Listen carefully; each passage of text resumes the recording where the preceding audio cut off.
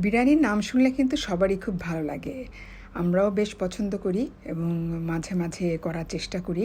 আর বিরিয়ানির জন্য কিন্তু আমি আগে থেকেই মাংসটা রেডি করে রেখেছিলাম এবং সকাল থেকেই আজকে আমার প্রিপারেশন ছিল যে বিরিয়ানি রান্না করব।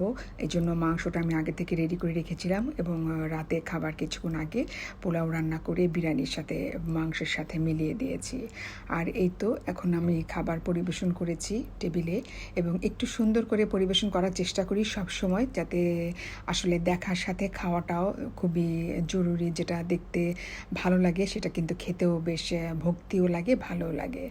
আর আসলে ডিনার টাইমটা একটা ফ্যামিলি টাইম। অন্য সময় সারাদিনে সকালে সবাই এদিক ওদিক চলে যায়, কিন্তু রাতের বেলা আমরা সবাই যখন একসাথে বসি তখন একটা কোয়ালিটি টাইম কাটে। তো বেশ ভালো লাগলো। আর এই বিরিয়ানিটা কিন্তু আসলে মজাই হয়েছে, তাই বলে আমি নিজে রান্না করেছি এজন্য না, আসলে কিন্তু সত্যিই মজা হয়েছিল বিরিয়ানিটা। এবং তার সাথে আমি আর তেমন কিছুই করিনি, একটু বাঁধাকপি গাজর দিয়ে সালাদ করেছিলাম। আর ড্রিঙ্কস তো ছিলই। আর আসলে রিচ ফুড খাওয়ার পরে ড্রিঙ্কসটা না খেলে আসলে কেন জানি হয়ই না। আর আসলে বেশ ভালোও লাগে খেতে।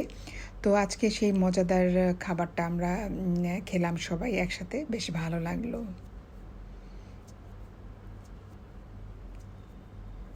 আর আমার ছেলেমেয়েরা তো ভীষণ খুশি।